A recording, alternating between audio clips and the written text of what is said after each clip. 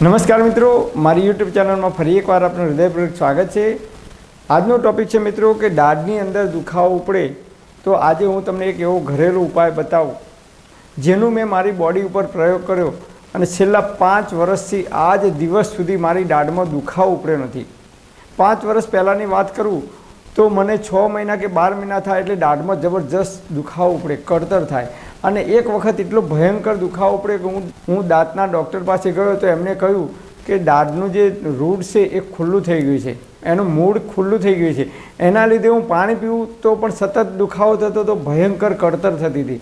પાણી પીવું તો આંખમાં આંસુ આવી જાય એટલી કળતર થતી હતી, દુખાવો થતો હતો। ચા પીવું તો પણ એ દાઢની અંદર ભયંકર દુખાવો થતો હતો, લપકારા મારતો હતો, કળતર થતી હતી, આખી રાત ઊંઘ નથી આવતી। તો ડૉક્ટર પાસે ગયો તો ડૉક્ટરે કહ્યું કે રૂટ કેનાલ કરાવવી પડશે। 1 પણ રૂપિયાની દવા કર્યા વગર મેં આયુર્વેદિક ઘરગથ્થુ ઉપચાર કર્યા તો આજથી 5 વર્ષ પહેલાંની વાત છે। મારી દાઢમાં રૂટ કેનાલ કરાયા વગર, કોઈપણ પ્રકારની દવા લીધા વગર મેં જે ઘરેલું ઉપાય કર્યા જેનું આયુર્વેદના ઋષિઓએ અદ્ભુત વર્ણન કર્યું છે આયુર્વેદના ગ્રંથોની અંદર, એ ઉપચાર મેં ઘરેલું કર્યો તો આજ દિવસ સુધી મારી દાઢમાં દુખાવો થયો નથી, કળતર થઈ નથી કે દાઢમાં સડો પણ આવ્યો નથી।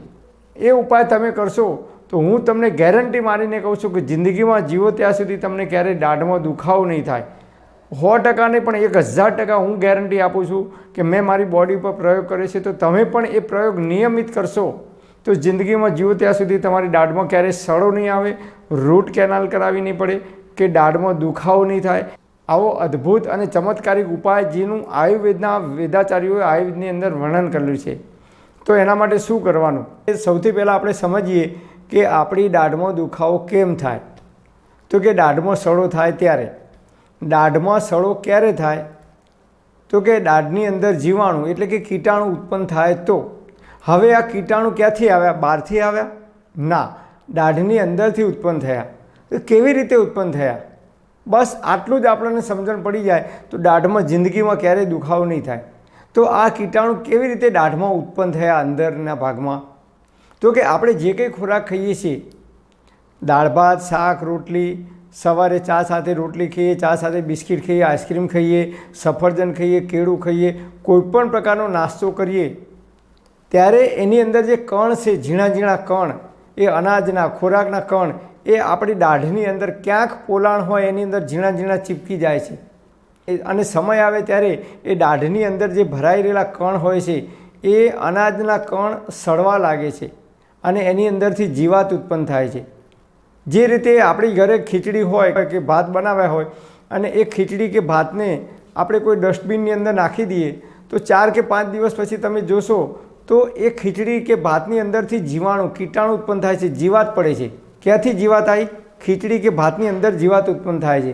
બસ એ જ રીતે આપણા દાઢની અંદર જ્યારે પણ ખોરાકના કણ ભરાઈ રહેશે ત્યારે એ ખોરાકના કણ સડવા લાગે છે ને એની અંદરથી જીવાત ઉત્પન્ન થાય છે, બહારથી નથી આવતી, એની અંદરથી જીવાત ઉત્પન્ન થાય છે અને એના લીધે આપણને દાઢમાં સડો આવવાની શરૂઆત થઈ જાય છે, દાઢમાં લપકારા મારે છે, ભયંકર દુખાવો થાય છે, આખી રાત ઊંઘ આવતી નથી। તો શું કરવાનું? તો એના માટે દાઢમાં જિંદગીમાં જીવો ત્યાં સુધી દાઢમાં ક્યારેય સડો ના થાય તો એના માટે શું કરવાનું? તો કે દાઢની અંદર ખોરાકના કણો ભરાઈ ના રહે એટલું ધ્યાન રાખવાનું। તો દાઢમાં ખોરાકના કણો ભરાઈ ના રહે તો એના માટે શું કરવાનું? દરરોજ નિયમિત તમે કોઈ પણ વસ્તુ ખાઓ, સવારે ચા નાસ્તો કરો, સફરજન ખાઓ, કેળું ખાઓ, આઈસ્ક્રીમ ખાઓ, શ્રીખંડ ખાઓ, કોઈ પણ વસ્તુ તમે ખાઓ મોઢાની અંદર કે તરત જ બરાબર પાણીથી, ચોખ્ખા પાણીથી બરાબર કોગળા કરી લેવાના। તમારે જોવું હોય તો તમે બપોરે ભોજન કર્યા પછી મોઢાની અંદર પાણી લઈ અને આ રીતે તમે 5-6 વખત કોગળા કરશો એટલે તમારા મોઢાની અંદર જે ઝીણા ઝીણા કણ ભરાઈ રહ્યા હોય તાજે તાજા એ તમામ નીકળી જશે। એટલે બરાબર મોઢામાં આગળીથી દાંત સાફ કરી અને બરાબર 5 થી 6 વખત કુલ્લા કરવાના એટલે કે કોગળા કરી અને બહાર થૂંકી દેવાનું તો જેટલા પણ દાઢની અંદર કણ ભરાયા છે ખોરાકના તમામ નીકળી જશે।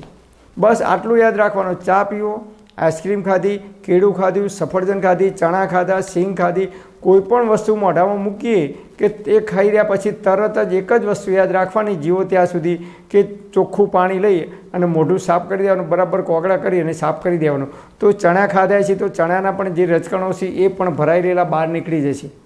અને ખોરાકના કણ જિંદગીમાં જીવો ત્યાં સુધી નહીં ભરાઈ રહે દાઢની અંદર, તો જીવો ત્યાં સુધી જિંદગીમાં ક્યારેય દાઢમાં દુખાવો નહીં થાય, કે જિંદગીમાં ક્યારેય રૂટ કેનાલ કરાવી નહીં પડે, કે દાઢની અંદર કળતર પણ નહીં થાય, કે દાઢ પડાવવાની પણ જરૂર નહીં પડે. તમે સવારે ઉઠીને તમે ટૂથપેસ્ટનો ઉપયોગ ના કરતા હોય, બ્રશ નહીં કરો તો પણ ચાલશે. હું તમને એક એવી અદ્ભુત ઔષધિ બતાવું જેનું આયુર્વેદના વેદાચાર્યોએ આયુર્વેદની અંદર અદ્ભુત વર્ણન કર્યું છે. તો આ મારી પાસે છે લાકડાની ગાણીનું શુદ્ધ તલનું તેલ. તો આપણે તલના તેલના મોઢાની અંદર 5 મિનિટ સુધી કોગળા કરવાના. તલના તેલની અંદર એવા તત્વો ભરેલા છે કે ગમે તેવા તમારા મોઢાની અંદર કીટાણુ છે, જીવાણુ છે, તો એને મારી નાખવાની, એને દૂર કરવાની તાકાત તલના તેલની અંદર રહેલી છે. તો તલના તેલની અંદર એવા તત્વો રહેલા છે કે તમને ગમે તેવો ભયંકરમાં ભયંકર દુખાવો થતો હોય તો પણ એ તમને ખૂબ જલ્દીથી રાહત આપે છે. અથવા સવારે ઉઠીને ટૂથપેસ્ટનો ઉપયોગ ના કરવો હોય, બ્રશ ના કરવો હોય, તો તમારે 1 ચમચી જેટલું તેલ લેવાનું, એની અંદર અડધી ચમચી હળદર નાખવાની અને ચપટી સિંધવ મીઠું નાખવાનું. આનું મિશ્રણ કરી અને પેસ્ટ બનાવી અને દરરોજ જો દાંત ઉપર લગાવવામાં આવશે, દાઢના પેઢા છે મજબૂત થશે, તમારા દાંત પણ મજબૂત થશે. આ પેસ્ટ બનાવેલી તાજી દરરોજ લગાવવામાં આવે તો તમે જિંદગીમાં જીવો ત્યાં સુધી દાઢમાં ક્યારેય સડો નહીં આવે, કે રૂટ કેનાલ કરાવવાની જરૂર નહીં પડે, કે દાઢ પડાવવાની પણ જરૂર નહીં પડે. તો હું દરરોજ આનો નિયમિત ઉપયોગ કરું છું, એટલે તમને પણ કહું છું કે તમે પણ જો આ રીતે નિયમિત તલના તેલનો ઉપયોગ કરશો તો જિંદગીમાં જીવો ત્યાં સુધી દાઢની અંદર સડો નહીં આવે. પણ એક વાત ખાસ યાદ રાખવાની, કોગળા કરવાનું ક્યારેય ભૂલવાનું નહીં. કોઈ પણ વસ્તુ ખાઈએ કે તરત જ એ ખાધા પછી તરત બરાબર મોઢું સાફ કરી દેવાનું. તો આ રીતે આપણે થોડી કાળજી રાખીશું તો જ્યાં સુધી જીવીશું ત્યાં સુધી દાઢમાં સડો નહીં થાય, રૂટ કેનાલ કરાવવી નહીં પડે, કે દાઢને પડાવવાની પણ જરૂર નહીં પડે. પરમપિતા પરમાત્મા આપ સર્વેને તંદુરસ્ત અને નિરોગી રાખે એવી હૃદયપૂર્વક મારી પ્રાર્થના. Thanks for watching my video. Thank you.